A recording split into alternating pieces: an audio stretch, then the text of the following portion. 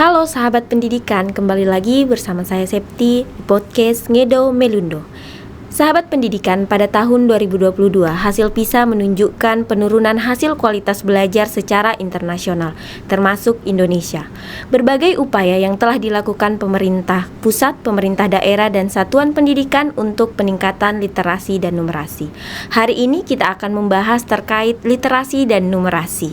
Bersama kita telah hadir tamu istimewa, beliau Ibu Pranika Diandini, SPD dari SDN 008 Tanjung Palas Timur ya Bu ya. Baik, kita sapa terlebih dahulu. Apa kabar Ibu Dini? Baik. Ibu Dini ini nanti akan berbicara terkait praktek-praktek baik yang telah dilakukan di satuan pendidikan dan upaya atau tantangan yang dihadapi begitu Bu untuk peningkatan literasi dan numerasi. Ibu, kita mulai dengan pertanyaan pertama. Ini menurut Ibu Dini apa sih literasi itu Bu? Oke. Baik, halo teman-teman semua dimanapun berada hari ini. Saya senang sekali bisa berbagi dengan teman-teman semua hari ini ya, dan bersama Bu Septi juga dengan BPMP Kalimantan Utara. Untuk pertanyaan yang pertama, apa sih literasi itu? Mungkin Bapak Ibu guru dan orang tua di rumah sudah tidak asing ya dengan kata literasi.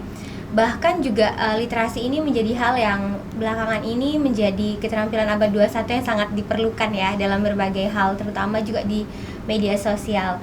Nah, kalau untuk kami sendiri Mbak Bu Septi, untuk literasi ini kami memahaminya sebagai kemampuan seseorang untuk dapat berkomunikasi seperti itu, baik secara lisan maupun memperoleh informasi dari tulisan, juga dari suara begitu ya, juga dari video. Kemudian mampu menuliskannya juga dalam bentuk tulisan seperti itu. Jadi keterampilannya full, tidak hanya membaca atau menyimak, tetapi juga keterampilan untuk memberi respon, misalnya seperti berbicara, juga menulis, seperti itu. Ya, karena banyak yang terjadi di masyarakat begitu Bu Dini, bahwa literasi itu hanya membaca saja. Jadi banyak yang beranggapan bahwa anak yang sudah bisa membaca pasti berliterasi. Padahal kenyataannya seperti yang dijelaskan Bu Dini bahwa tidak hanya sekedar membaca saja ya Bu Dini ya. Baik, luar biasa sekali. Ini kita lanjut Ibu. Ini kenapa sih literasi itu penting? Ya, kenapa literasi itu penting?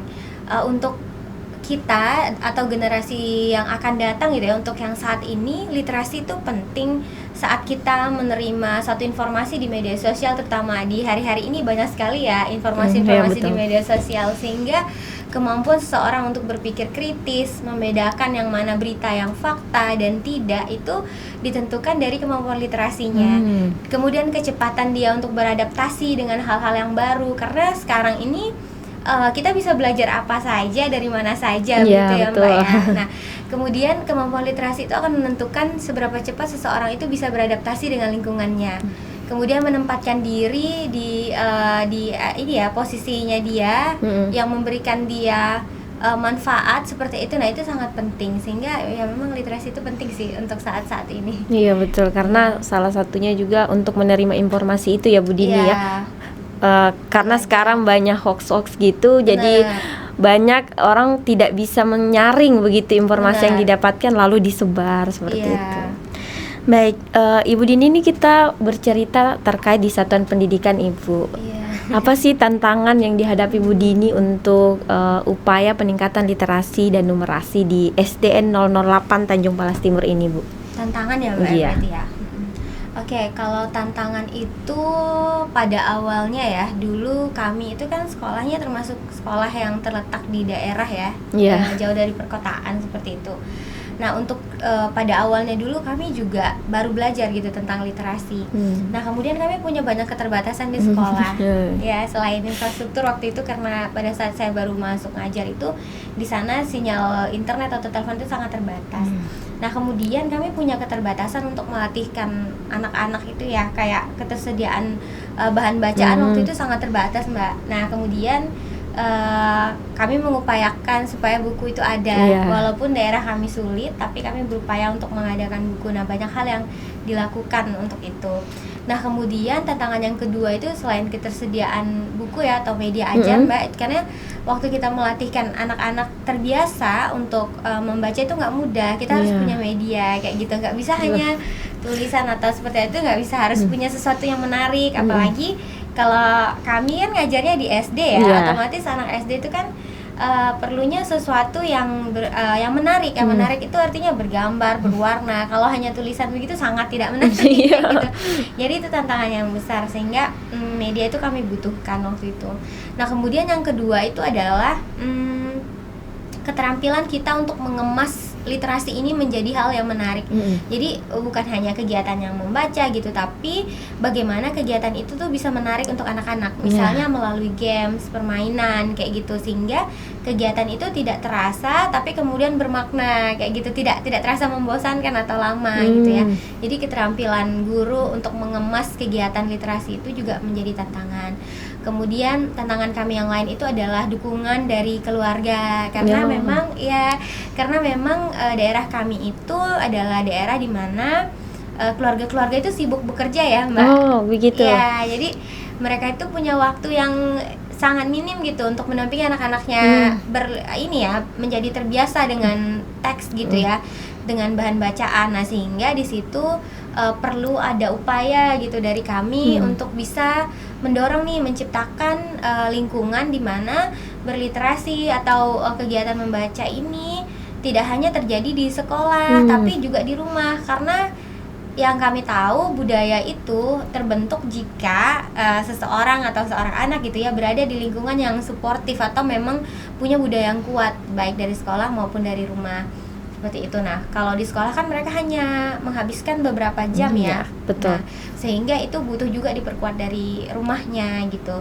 Ya kayak tadi kami sampaikan bahwa literasi bukan hanya membaca, tapi juga berbahasa gitu ya, baik yang menulis maupun berkata-kata. Nah, sehingga memang pelibatan orang tua ini perlu. Nah, di situ dengan tantangan ini kami berusaha untuk menguatkan kembali komunikasi dengan rumah, baik melalui pertemuan dengan orang tua gitu kan. Terus kami sampaikan program sekolah itu apa. Kami juga waktu itu caranya misalnya kayak meminjamkan anak-anak buku dan memberikan Mbak kayak jurnal membaca. Oh, begitu. Ya, jadi orang tua itu membacakan buku untuk anaknya kayak gitu. Nah, di situ kami minta yang punya handphone gitu ya bisa memberikan foto saat mereka membacakan cerita gitu. Nah, jadi anak-anak senang sih, dan kami melihat banyak respon positif waktu itu.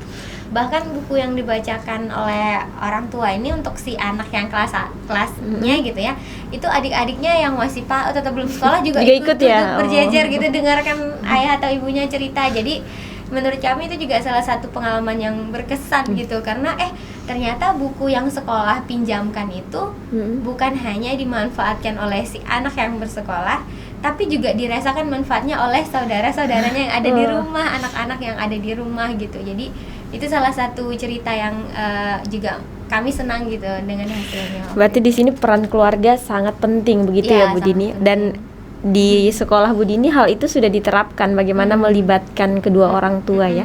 Dan yang menarik tadi ternyata bukan cuman siswanya, tetapi saudara-saudaranya di rumah juga ikut mau membaca begitu, atau bahkan memegang bukunya sudah. Alhamdulillah ya begitu. Baik, selanjutnya Bu Dini, bagaimana sih peran guru di satuan pendidikan untuk peningkatan literasi dan numerasi ini? Ya, literasi dan numerasi ya, Mbak ya. Ya, peran guru ini sangat krusial gitu ya, karena guru itu kemudian dia punya tanggung jawab gitu untuk memprogramkan kegiatan di mana siswa bisa meningkat nih literasi dan numerasinya. Nah, anak-anak ini kan dari latar belakang yang berbeda ya.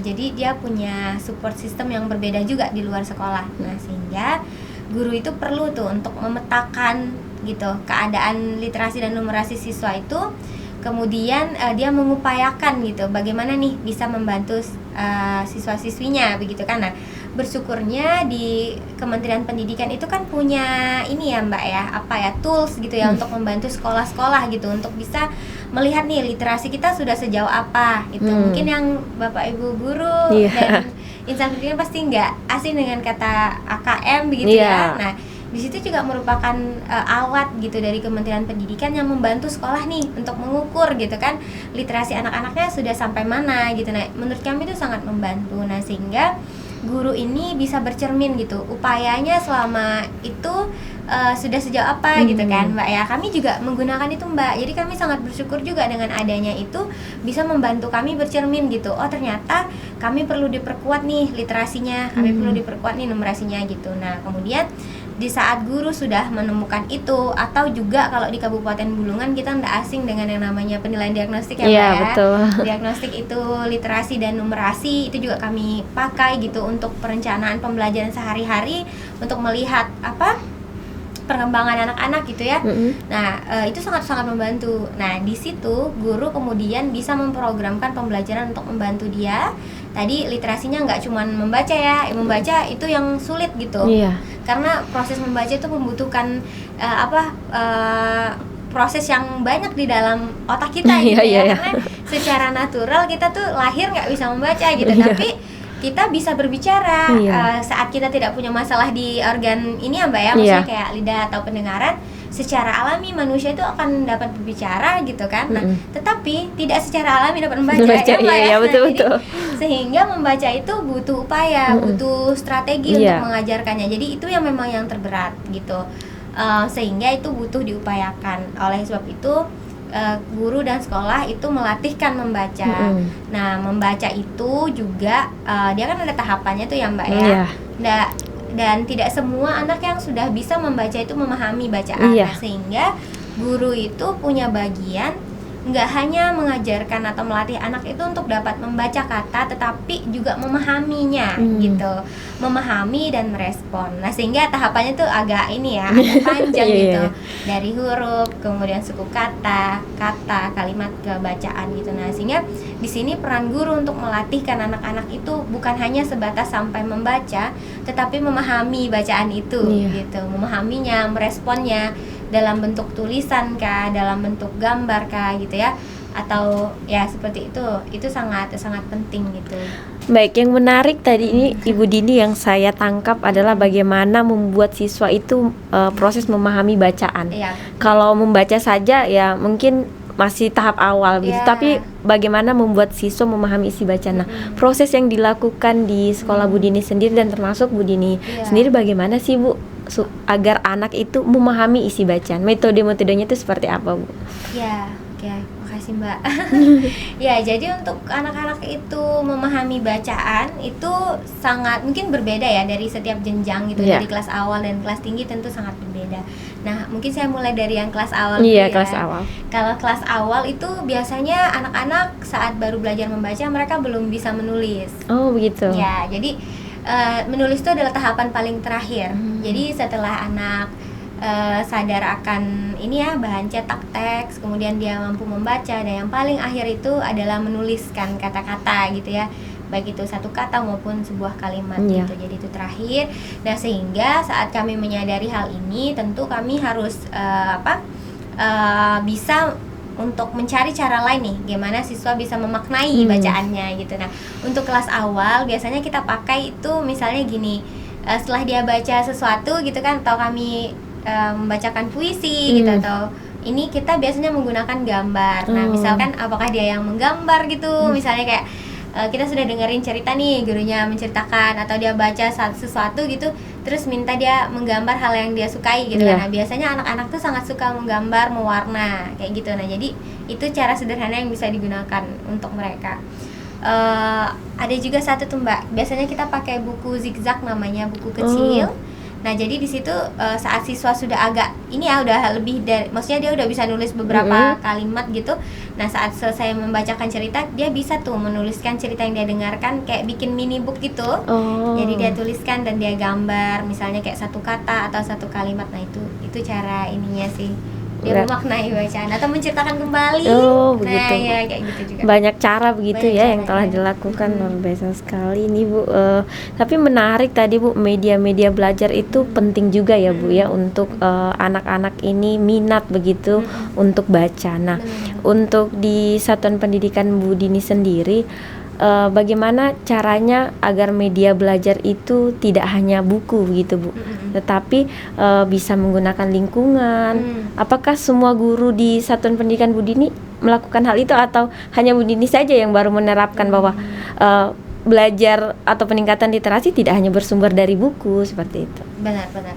Ya, kalau dari kami bahkan tuh kelompok kerjanya ya Mbak ya, Iya. itu bukan hanya di sekolah sih ya, tapi juga di gugus gitu. Oh. Jadi gugus kami itu kompak ya, saya bisa bilang. Maksudnya artinya gini, kita tuh berusaha untuk menyamakan langkah gitu. Jadi di KKG, di sekolah juga dalam ini ya kelompok belajar yang kecil ya, KKG mini gitu, kami selalu mengingatkan gitu untuk setiap guru itu berkreatif gitu ya, untuk bisa pembelajaran literasi dan numerasinya, membuat media ajar, menggunakan lingkungan sekitar kayak gitu. Dan itu memang diupayakan kayak gitu, dan selalu diingatkan sih di kelompok kerja gugus maupun di kelompok kerja yang mini gitu di sekolahan. Kalau boleh tahu kelompok kerja gugusnya ini nama KKG-nya apa ini Bu? Iya. Biar sahabat pendidikan juga mengetahui KKG dari Bu Dini ini. Iya, ya jadi kami itu ada di Tanjung Palas Timur. KKG kami itu namanya adalah KKG Gugus 2 Tanjung Palas Timur. Oh baik, itu Ya. dari beberapa satuan pendidikan ya Bu? Iya, jadi kami terdiri dari 3 sekolah, itu SD 5 Tanjung Palas Timur dan SD 6 Tanjung Palas Timur, kemudian SD 8 Tanjung Palas Timur, yaitu sekolah saya. Oh. Kepala sekolahnya ada Bu Ludia Liling. Kalau SD 5 dan SD 6 itu ada Ibu Ijan. Nah mungkin ada yang kenal ya Mbak? Iya, kalau Iya. seperti Bu Ludia sudah tidak asing begitu Iya. ya. Nah, untuk KKG ini memang aktif pertemuannya atau bagaimana Bu? Ya, benar sekali. Jadi memang di Gugus 2 Tanjung Palas Timur itu kami merasa bahwa KKG itu sangat bermanfaat untuk kami sendiri, karena banyak hal kami bisa update di sana gitu ya, baik dia literasi maupun numerasi, bahkan tentang ini kok menciptakan lingkungan yang Belajar, positif ya, belajar yang positif untuk anak-anak, dan juga pendidikan inklusi dan isu lainnya gitu di pendidikan itu kami bahas di sana. Jadi memang KKG kami sangat aktif, setiap bulan diadakan gitu, dan banyak kegiatan di sana, banyak materi yang kami pelajari bersama-sama. Baik, berarti ini bisa dikatakan peningkatan literasi dan numerasi melalui komunitas belajar ya Bu ya. Baik, jadi gurunya juga terus belajar, meng-up skill-skill mereka dalam mengajar begitu ya Bu. Berbagi praktik baik Mbak. Oh, berbagi praktik baik juga. Jadi kayak sharing gitu, kayak kemarin bikin media kan, jadi media kami itu di-sharingkan, ini fungsinya untuk apa, jadi kayak belanja ini ya, ide Ya, gitu. belanja ide. Baik, luar biasa sekali nih, juga salah satu praktek baik komunitas belajar ya yang dilakukan oleh Bu Dini. Baik Bu Dini, ini kita berbicara tentunya di satuan pendidikan itu tidak lepas dari dukungan pemerintah daerahnya ya Bu ya, untuk peningkatan literasi dan numerasi ini. Nah mungkin Ibu Dini bisa bercerita sejauh mana dukungan pemerintah daerah, terutama untuk Kabupaten Bulungan ya Bu ya, untuk peningkatan literasi dan numerasi di satuan pendidikan Ibu Dini sendiri. Baik, salah satu dukungan yang paling kami rasakan itu adalah melalui ini ya, peningkatan kompetensi gurunya ya Mbak. Karena kami rasa tanpa guru-guru itu diperhatikan secara langsung seperti ini, tentu itu akan sangat bervariasi nih hasilnya gitu. Tapi dengan pemerintah daerah itu peduli gitu dengan kompetensi guru-guru dan melakukan program gitu secara langsung yang memang menyentuh kayak gitu kepada guru, kami rasa itu sangat bermanfaat, dan teman-teman guru juga menyatakan hal yang sama gitu ya. Program yang kami maksud itu seperti penguatan kompetensi melalui yang kami tahu di gugus kami itu kan ada fasilitator gugus yang dilatih ya. Kemudian fasilitator gugus ini mengimbaskan kepada teman-teman gitu di sekolah-sekolah tempat dia bertugas gitu. Nah itu teman-teman kami yang menerima pelatihan itu merasa sangat bermanfaat ya. Dan saat pelatihan itu juga yang diberikan itu bisa kami langsung manfaatkan di kelas kami gitu, langsung kami praktekkan dan diberikan tools-tools yang bisa langsung dipakai. Nah itu merupakan hal yang sangat berkesan gitu kalau untuk guru ya, untuk guru. Terus kemudian juga kami beberapa waktu yang lalu diberi bantuan Mbak, buku. Itu juga sangat menolong kami gitu kan. Terus ada event-event yang kami bisa ikuti kayak gitu. Nah itu juga sangat dirasa bermanfaat. Nah semoga juga sih apa yang pemerintah berikan kepada kami itu ya, misal kayak pelatihan itu ya Mbak ya, itu juga bisa kami aplikasikan gitu di kelas kami secara konsisten gitu kan, supaya bisa bermanfaat, dirasakan manfaatnya oleh anak-anak kayak gitu. Oke, baik. Jadi dukungan pemerintah untuk Kabupaten Bulungan ini termasuk peningkatan kompetensi guru dan adanya bantuan buku ya, Bu. Iya. Saya dengar juga memang untuk Kabupaten Bulungan ini ada wajib melalui Bosda ya, Bu, untuk beli buku Iya, begitu. benar. Baik, Bu Dini ini kembali lagi ke profesi Bu Dini sebagai seorang guru begitu. Nah, untuk menjadi guru itu tidaklah mudah ya, Bu ya. Bagaimana sih, Bu, strategi-strategi yang Ibu Dini lakukan untuk menciptakan lingkungan belajar yang menyenangkan? Karena kan kalau anak senang pastinya dia mau belajar begitu. Tetapi kalau anak tidak nyaman itu sulit. Nah, termasuk salah satunya untuk peningkatan literasi numerasi ini, bagaimana Ibu tadi mendesain kelas biar anak itu senang belajar sambil bermain begitu. Mungkin Ibu Dini bisa berbagi dengan sahabat pendidikan yang ada di rumah terkait strategi-strategi yang dilakukan di kelas Bu Dini. Di kelas saya. Iya ya. Ya. Oke, terima kasih. Mungkin kalau di kelas saya itu ya saya sepakat sih ya, menjadi seorang guru itu nggak mudah ya. Iya. Karena kita punya ini ya, tanggung jawab untuk menolong anak-anak kita untuk bisa mencapai performance terbaik mereka dalam pendidikan gitu kan. Tapi juga anak-anak kita ini kan, saya merasa bahwa baik itu dari jenjang yang terendah ya, dari PAUD ataupun sampai di SMA atau perguruan tinggi, saya rasa sama gitu. Artinya karena yang kita hadapi ini adalah manusia gitu kan, dan manusia ini kan mereka punya perasaan, punya mood gitu, dan punya ini pengalaman ya di luar gedung sekolah gitu, dan itu yang harus kemudian guru-guru itu hadapi setiap hari gitu. Dan nah jadi sehingga kalau menurut saya penting untuk membangun hubungan dengan anak-anak gitu, dengan peserta didik itu sendiri kayak gitu, mengenal benar-benar satu persatu gitu kan. Itu sangat bermanfaat sih, sehingga anak-anak itu saat kita mengadakan pembelajaran itu bukan hanya karena belajar, karena anak-anak kalau di usia kecil mereka juga belum nyambung sebenarnya. Belajar itu apa sih gitu kan, yang dia tahu tuh sekolah tuh cuma semangat dan ketemu teman. Iya. Ya gitu ya. Jadi sementara kan kita juga sebagai orang dewasa ini, misalnya SD ya, sebagai orang dewasa kan kita ada goal ya Mbak gitu kan, harus dia sampai di sini nih gitu. Nah sementara anak-anak tuh nggak gitu, dia tuh ke sekolah tuh kan untuk bermain, untuk ketemu temannya, buat senang gitu. Nah jadi di situ akhirnya guru tuh perlu mengenal, kemudian ya bener sih menciptakan lingkungan kelas yang menyenangkan untuk mereka. Jadi bagaimana cara kita membawa pelajaran yang nggak membosankan tadi dengan permainan, dengan bahasa juga yang ini nggak membosankan untuk mereka gitu ya. Dengan media-media itu penting sekali sih, tata kelas kayak gitu ya, itu penting sekali sih. Oh baik, baik. Sahabat pendidikan, saya sudah melirik juga Bu Dini ini membawa salah satu media ajarnya ya Bu ya, untuk anak-anak di satuan pendidikannya. Mungkin bisa diperlihatkan dan bagaimana Ibu menggunakan ini untuk agar anak minat baca di kelasnya. Ya jadi ini yang saya ceritakan tadi ya Mbak. Teman-teman, ini ada beberapa buku yang hasil dari karyanya guru-guru di kabupaten di Kalimantan Utara. Jadi temanya memang tema-tema lokal. Jadi beberapa tahun yang lalu kan kita struggle sekali ya untuk menemukan buku-buku yang bertema lokal gitu. Banyak buku-buku itu dari dari Pulau Jawa dan sebagainya gitu kan. Kadang anak-anak juga nggak nyambung gitu ya. Nah, tapi bersyukurnya beberapa tahun yang lalu tuh kita punya buku ini kayak gitu, buku-buku yang bertema memang lokal. Misalnya contohnya ini Topi Jena ini, judulnya ini bagus. Ini salah satu buku yang waktu kami bacakan. Ini bukunya karyanya ini ya, teman kami. Sebentar saya bacakan sebentar. Di sini dia. Ini Ibu Laba Jumida dari Malinau ya. Kemudian di sini ilustratornya Mbak Evelyn Adria.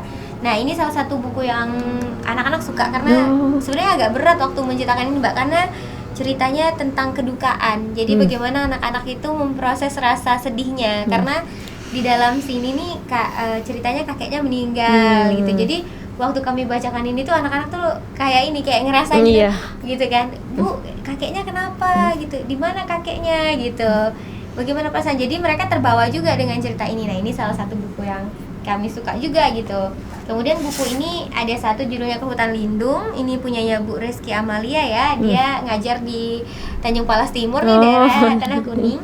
Nah ini ceritanya tentang hutan lindung yang ada di desa Sajau gitu. Nah ini juga salah satu buku yang dekat dengan anak-anak karena buku ini latarnya ada di sekitar mereka gitu. Sebenarnya masih banyak lagi bukunya gitu ya yang bertema lokal. Nah itu bagus-bagus sekali. Nah kemudian ini ada 2 buku. Ini salah satunya nih buku yang saya tulis. Ini judulnya Enggang yang Istimewa. Buku ini bisa diakses juga secara online Mbak jadi buku ini bisa diakses di Let's Read Indonesia, itu bisa diakses oleh beberapa ini ya, maksudnya secara bebas gitu, secara global bisa mengakses, bisa di-download Let's Read lalu dibacakan. Nah ini bukunya tentang Enggang yang Istimewa ini juga bukunya temanya lokal tentang lingkungan dan alam gitu. Nah anak-anak juga senang nih ceritanya karena ada satu bagian dari cerita ini tuh yang lucu gitu. Jadi anak-anak saat menerima itu mereka senang gitu. Kemudian ada satu lagi, ini buku, ini judulnya Kembara di Sepanjang ini Sungai Kayan. Sungai Kayan ya? Iya, ini adalah buku puisi sebenarnya, kumpulan buku puisi anak. Nah, kami bersyukur ya bisa punya buku puisi anak ini. Jadi kalau di kelas awal itu di fase A kita punya materi tentang sastra gitu ya, tentang anak-anak. Nah jadi buku ini adalah buku puisi yang bertemakan lokal Kalimantan Utara gitu. Jadi sangat dekat dengan mereka gitu sih, dan juga menyenangkan sih saat bisa mengajarkan anak-anak dengan sesuatu yang dekat dengan mereka gitu. Mereka juga suka. Di sini ada salah satu puisi yang anak-anak suka, itu yang kami biasa di kelas gitu ya, judulnya itu adalah Es Lilin. Nah itu mereka suka, puisi itu mereka suka. Mereka saat menggambarkan puisi itu mereka senang karena di dalamnya ada pesan tentang berbagi kayak gitu. Nah jadi ini buku-buku dari kita ya, dari Kalimantan Utara sendiri untuk anak-anak kita sendiri. Kemudian juga kenapa sih menyenangkan gitu untuk bisa menulis? Karena waktu kita menulis itu kita ini sih Mbak, kayak apa ya, budaya yang kita punya itu kita awetkan gitu ya, dan kita lanjutkan ke generasi selanjutnya gitu melalui kegiatan membacakan atau membaca bersama gitu. Jadi itu menyenangkan sih. Baik, berarti secara tidak langsung ini menumbuhkan minat baca ke anak dan juga menceritakan bahwa mereka punya budaya seperti ini. Di sekitar mereka itu ada hal-hal begitu yang patut dipertahankan, termasuk tadi hutan lindung seperti itu ya. Baik, bukunya menarik ya Bu Dini. Berarti secara tidak langsung buku ini tidak hanya menumbuhkan minat baca untuk anak, tetapi buku-buku yang diperlihatkan Bu Dini tadi, sahabat pendidikan, juga menceritakan terkait budaya lokal yang ada di Kalimantan Utara, khususnya Bulungan ya Bu Dini ya. Baik, menarik sekali Bu Dini. Mungkin yang terakhir ini Bu, apa harapan Ibu Dini kepada pemerintah pusat begitu terkait peningkatan literasi dan numerasi? Apa yang diharapkan dari pemerintah pusat ya? Ya tentu kalau dari saya secara pribadi, saya berharap bahwa pemerintah pusat itu juga memperhatikan, kami masih sih Mbak, infrastruktur ya, ini curhat dari kejadian. Jadi perlu untuk memperhatikan tetap kayak kami nih Mbak, kayak sekolah saya SDN 008 Tanjung Palas Timur itu kami punya satu sekolah filial kebetulan di mana saya mengajar ya. Sekolah filial itu belum punya gedung yang layak gitu untuk melaksanakan pembayaran. Jadi kayaknya saya mau nangis nih, jadi mau sedih. Karena gimana ya, secara saya tentu saya juga merindukan dong anak-anak punya gedung yang layak gitu ya, untuk mereka belajar gitu. Walaupun ya pembelajaran bisa berlangsung di luar kelas dan sebagainya, tapi itu pembelajaran tidak selalu berada di luar kelas menurut saya. Kadang hujan juga ya, dan menurut kami tetap sih itu dibutuhkan gitu. Nah sehingga mungkin hal-hal seperti ini kami masih perlu gitu di sebagian sisi gitu ya, karena kalau untuk peningkatan kompetensi guru itu sudah ada program-program ya kayak guru penggerak dan sebagainya, itu juga sudah sangat ini terasa gitu manfaatnya karena bisa berimbas kepada kami gitu. Nah cuman di sisi lain itu ada beberapa tempat yang menurut saya tetap butuh diperhatikan kayak gitu, kayak contohnya tadi infrastruktur sekolahnya, kayak sekolah saya ya yang di filial itu saya sih berharapnya sekolah itu diperhatikan kayak gitu, dibantu kayak gitu, diberikan infrastruktur yang layak kayak gitu kan, sekolah maksudnya gedung sekolah yang baik gitu, gedung sekolah yang punya halaman, punya perpustakaan, punya toilet yang layak kayak gitu untuk kami kayak gitu ya. hal seperti itu. Kemudian mungkin untuk anak-anak bisa diberikan kayak buku atau apa yang baik gitu ya. Ya seperti itu sih kalau menurut saya. Masih banyak sebenarnya Mbak PR-nya, karena kayak misalnya ini ya, untuk jaringan internet yang baik. Jaringan internet. Iya, atau kayak ini komputer, lab komputer kayak gitu untuk anak-anak, ya itu mimpi kita bersama lah ya. Iya betul. Nah mungkin sama ini sih Mbak, menurut saya juga kesempatan yang lebih besar bagi guru-guru itu untuk bisa belajar dari tempat lain. Maksud saya, jadi karena menurut saya saat guru itu memperoleh kesempatan untuk ini mengembangkan dirinya begitu. Melihat praktek dari tempat lain gitu, itu mereka bisa punya inspirasi dan bisa punya ini ya, kayak strategi atau upaya untuk memperbaiki lagi nih apa yang di tempat kita kurang nih gitu. Nah menurut saya kesempatan-kesempatan seperti itu tuh juga perlu ya? Gitu untuk guru-guru ini gitu. Baik, berarti banyak ini yang disampaikan Bu Dini terutama terkait infrastruktur begitu ya. Ini mungkin juga saya tertarik tadi dengan pernyataan Bu Dini.